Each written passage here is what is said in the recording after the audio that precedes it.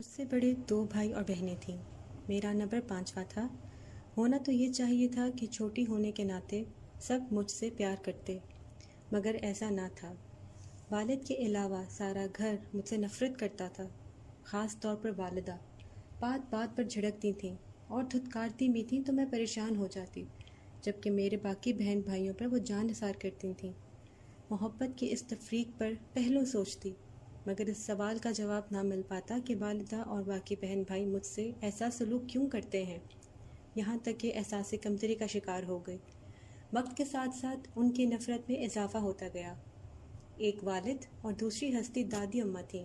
یہ دونوں ہی مجھ سے پیار کرتے تھے۔ پڑھنے کا بہت شوق تھا، مگر والدہ کو میرا اسکول جانا بالکل پسند نہیں تھا۔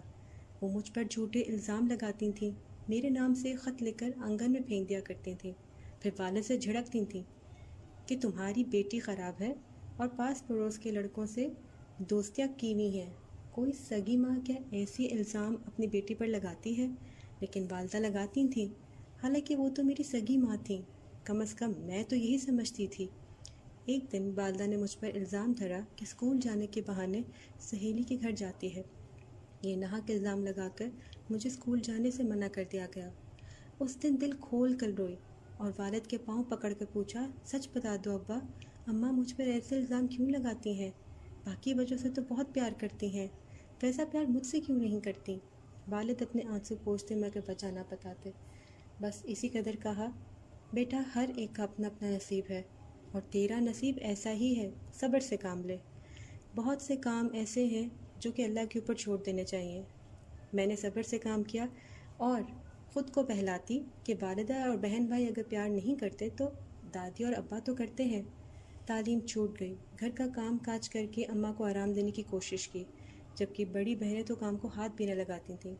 دونوں بہنیں اپنا سارا کام مجھ سے کراتی، پھر بھی خوش نہ ہوتیں، بلکہ الٹا ڈانٹتی ہی رہتی۔ والد ان کو منع بھی کرتے تو والد کے منہ کو آ جاتے۔ والدہ نے تو سر پر کبھی شفقت کا ہاتھ نہ رکھا، باقی رشتہ دار بھی عجیب نظروں سے دیکھتے تھے۔ ماموں ممانی خالہ جب بھی آتے میرے باقی بہن بھائیوں سے تو پیار جتاتے اور میری طرف تو دیکھنا بھی گوارا نہ کرتے۔ تبھی میں سوچتی، ضرور کوئی نہ کوئی بات ہے کہ اس گھر میں ایک والد کے سوا اور کوئی مجھ سے پیار ہی نہیں کرتا، مگر یہ بھید بعد میں کھلا۔ ہوا یوں کہ میرے والد نے چھپ کر ایک دوسری شادی کر رکھی تھی۔ میری پیدائش کے وقت والدہ انتقال کر گئیں تو مجبوراً والد کو وہ مجھ چھوٹی سی بچی کو پہلی بیوی کی گود میں ڈالنا پڑا۔ جب سے آنکھ کھولی انہی کو والدہ کے روپ میں دیکھا، انہی کو اپنی سگی ماں سمجھتی رہی۔ والد کی وفات کے بعد میری زندگی اور تنگ ہو گئی۔ ایک روز میری والدہ، جن کو میں اپنی سگی ماں سمجھتی تھی، انہوں نے مجھے اونے پونے داموں بالا خانے جا کر فروخت کر دیا۔ میری عمر بھی چھوٹی تھی، مجھے سمجھ ہی نہ آئی کہ میں کہاں پر لائی گئی ہوں۔ جب سمجھ میں آئی کہ میں ایسے ٹھکانے پر پہنچ گئی ہوں تو دل خون کے آنسو رونے لگا۔ دل سے دعا نکلتی کہ کاش میں بھی والدہ کے ساتھ ہی مر جاتی تو ایسی جگہ پہ تو نہ پہنچتی۔ بالا خانے کی زندگی سے تنگ تھی۔ اب میں یہ چاہتی تھی کہ کوئی عزت سے مجھے یہاں سے بیا کے لے جائے۔ سوچتی کہ کاش والدہ مجھے بالا خانے فروخت کرنے کے بجائے کسی بھکاری سے ہی بیا دیتی تاکہ عزت کی زندگی تو گزار سکتی۔ اب میری یہی خواہش تھی، گھر بسا کر عزت کی زندگی گزارنا چاہتی تھی، مگر ہم ایسوں کے ساتھ دولت مند اور عیاش مرد راتیں تو گزار لیتے ہیں لیکن ہمیں گھر کی عزت بنانا نہیں چاہتے۔ یہ تو ایک مانی ہوئی بات ہے۔ گھر بسانے کے اشتیاق میں 2-4 چاہنے والوں سے لگاوٹ کے انداز بھی اختیار کیے، مگر جو ہی شادی کی آرزو کا اظہار کرتی یہ شرفا بھاگ جاتے۔ بالآخر دل کو ستانا چھوڑ دیا کہ جب قسمت میں نہیں تو شادی کی تمنا کیسی۔ انہی دنوں نواب صاحب کو میری آواز کا جادو بالا خانے کھینچ لایا۔ وہ باذوق تھے، عمدہ موسیقی کی قدردان تھے، خاندانی وفاداری کے سحر سے محصور ہوئے، پھر مجھ سے رفتہ رفتہ مانوس ہو گئے اور میری زلفوں کے اسیر ہو گئے۔ نواب صاحب کی عمر کافی تھی، مجھے ان کا والہانہ پیار ملا تو میں بھی ان کی شیدائی ہو گئی۔ سدھ بدھ کھو بیٹھی۔ انہوں نے ایک دن باتوں باتوں میں پوچھا، اجالا اپنی کوئی خواہش تو بتاؤ۔ میرے منہ سے بے اختیار نکل گیا، کاش اسی جنم میں آپ کی دلہن بن سکتی۔ بڑی حسرت سے یہ بات کہی کہ وہ گہری سوچ میں ڈوب گئے۔ میں سمجھ گئی کہ اجالا کی صرف وہی پروانے نہیں ہے، اور بھی بہت ہیں جو مجھ پر نوٹ نچھاور کرتے ہیں، تو نواب صاحب کو یہی بات پسند نہیں۔ بھلا کیسے ایک بکاؤ عورت کو کوئی اپنی عزت بنا سکتا ہے؟ چھوٹا منہ بڑی بات ہو گئی اور میں شرمندہ سی سکتے میں بیٹھی رہ گئی۔ انہی دنوں ہندوستان کی تقسیم کا مرحلہ زوروں پر تھا اور نواب صاحب نے بھی ہجرت کا قصد کیا۔ جب وہ ہمارا شہر چھوڑ کر جانے لگے تو میں نے بھی بالا خانہ چھوڑنے کا فیصلہ کر دیا۔ تہیہ کر لیا کہ ان کے پاؤں پکڑ کر شریفانہ زندگی کی بھیک مانگوں گی تاکہ وہ مجھے بھی ساتھ لے جائیں۔ جب چلنے لگے، خدا حافظ کہنے آئے، میں نے ان کی بگی کے گھوڑے کی باگیں پکڑ لی، التجا کی کہ مجھے بھی ساتھ لے چلیں یا پھر گھوڑے کی ٹانگوں کے نیچے روند ڈالیں، مگر میں اب اس جگہ آپ کے بغیر نہ رہ پاؤں گی۔ جب انہوں نے میری بے قراری دیکھی تو بگی میں سوار کر لیا اور میں اپنا سب کچھ چھوڑ کر ان کے ساتھ ہو لی۔ جانے ان کے من میں کیا تھا۔ بہرحال جہاں انہوں نے مجھے اس رات ٹھہرایا وہ ایک سائیں کا ڈیرا تھا اور وہاں بھوسے کے ڈھیر پڑے ہوئے تھے۔ انہوں نے سائیں کو ہدایت کی کہ میں کل صبح آؤں گا، ان کو یہاں نہایت ہی عزت اور احترام سے ٹھہرایا جائے اور جو چیز ان کو چاہیے ہو مجھے بتائیں۔ وہاں ایک کمرہ بنا ہوا تھا جس میں پلنگ سیٹ تھا اور وہ اس کو رقم بھی دے گئے تھے تاکہ کھانے کا انتظام ہو جائے، ان کو کوئی تکلیف نہ ہو۔ نواب صاحب دراصل مجھے اپنی بیوی کے روبرو لانا چاہتے تھے، اسی وجہ سے کسی دوست یا واقف کار کے گھر نہیں ٹھہرایا۔ وہ یہ بات راز میں رکھنا چاہ رہے تھے۔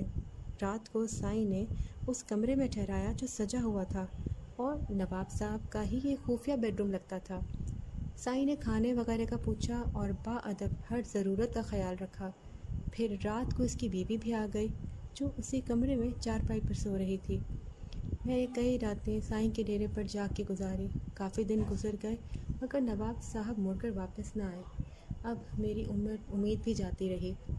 میں یہی سمجھتی رہی کہ نواب صاحب مجھے یہاں چھوڑ کر بھول گئے ہیں۔ رات دن روتی اور خدا سے دعا مانگتی کہ یا اللہ نواب صاحب کو واپس بھیج دے، میں ایک شریفانہ زندگی گزارنا چاہتی ہوں۔ اللہ نے میری دعا قبول کر لی۔ ایک روز نواب صاحب اپنے ساتھ قاضی اور دونوں بھائیوں کے ہمراہ آ گئے۔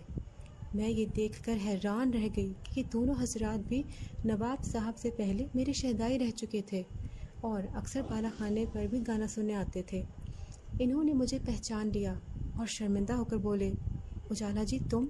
اس ایک جملے نے ساری حقیقت عیاں کر دی کہ یہ بھی میرے دیوانے رہ چکے تھے۔ نواب صاحب کا رنگ بدل گیا اور تیوریوں پہ بل پڑ گیا۔ جانے وہ کیا کہہ کر بھائیوں کے ساتھ لائے تھے۔ وہ تو پہلے ہی مجھ سے شادی کرنا نہ چاہتے تھے۔ جب سگے بھائی میرے آشنا نکلے تو یہ پھر ڈھول کیوں میرے گلے پہ ڈالتے۔ ہمدردی میں ہمراہ لے آئے تھے اور اب پچھتا رہے تھے۔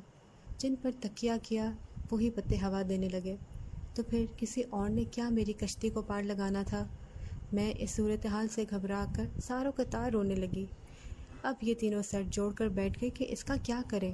مشورے کے بعد یہ حل نکلا کہ قرعہ نکال کے جس کی نصیب میں یہ بلا لکھی ہے وہی اپنے سر لے لے، شاید اس سے خدا ناراض نہ ہو۔ بے آسرا چھوڑ دیں گے تو کہاں جائے گی، کیونکہ ان دنوں حالات بھی کچھ اچھے نہیں تھے۔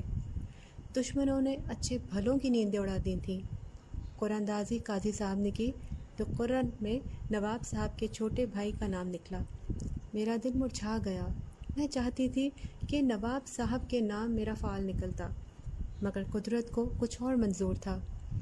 یہ سوچ کر میں نے اپنا دل مضبوط کر لیا، لیکن حیرت انگیز طور پر چھوٹے بھائی نے مجھ سے نکاح کرنے سے انکار کر دیا۔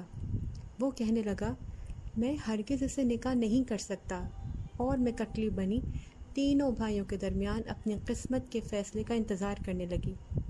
تینوں بھائیوں کی کافی تکرار کے بعد یہی فیصلہ ہوا کہ نواب صاحب ہی مجھ سے نکاح کریں گے۔ یہ سن کر میرا دل کھل اٹھا۔ دل سے چاہتی تھی کہ میں نواب صاحب کی ہی دلہن بنوں۔ یوں قاضی صاحب نے میرا شرعی نکاح نواب صاحب سے پڑھا دیا۔ میری قسمت اچھی تھی کہ نواب صاحب کی پہلی بیوی کے بچے نہ ہوئے تھے، مجھ سے ہی صاحب اولاد ہوئے اور پھر نبھایا بھی۔ میرا ان سے ناتا ان کے بچوں کی وجہ سے ہی تھا۔ وہ مجھے بطور شریک کے حیات کچھ خاص اہمیت نہ دیتے تھے۔ ان کو اپنی پہلی بیوی سے بہت محبت تھی جو ان کی اپنی خاندان سے تھی۔ ان کی عمر بھی کافی تھی۔ شادی کے 10 برس بعد مشرقی پنجاب سے ہم ہجرت کر کے کراچی آ گئے تھے۔ مجھے علیحدہ گھر لے کر دیا۔ وفات سے پہلے بیمار ہوئے تو سارے خاندان والوں کو بتا دیا کہ یہ میری بیوی ہے اور یہ میرے بچے ہیں، مگر میری اصلیت کسی کو نہ بتائی۔ بیوہ ہو جانے کے بعد ان کے خاندان نے مجھے اپنا لیا، بچوں کی وجہ سے مجھ سے نباہ کیا۔ میں ان کے در پر پڑی رہی، ان کی پہلی بیوی نے بھی نہ دھٹکارا، اگرچہ وہ مقام نہ دیا جو میرا حق تھا، مگر پھر بھی کوئی برا رویہ نہ رکھا۔ میں نے بھی سوچا کہ آخر میرے بچے جوان ہو جائیں گے تو اس خاندان میں اپنا مقام پا لیں گے۔ صبر شکر سے ان کے گھر رہتی رہی، بھلا مجھ میں سکت ہی کب تھی، اور میرا اس دنیا میں ان کے علاوہ کوئی اور تھا بھی نہیں۔ خدا کا شکر ہے کہ میری محنت رائے گاہ نہیں گئی، میرے بچے جوان ہو گئے، وہیں نواب صاحب کے گھر میں رہنے لگے تھے اور ان کے جانشین بنے، ان کے وارث بن گئے۔ خاندان میں ان کو عزت ملی، محبت ملی، اور ان کی وجہ سے مجھے مانتے اور پہچانتے تھے۔ ان بچوں کی وجہ مجھے وہ مقام ملا جو نواب صاحب کی زندگی میں نہ ملا تھا۔ خوش ہوں کہ ہجرت کے بعد میرا ماضی وہیں رہ گیا اور بدنامی کا داغ میرے ساتھ نہیں آیا۔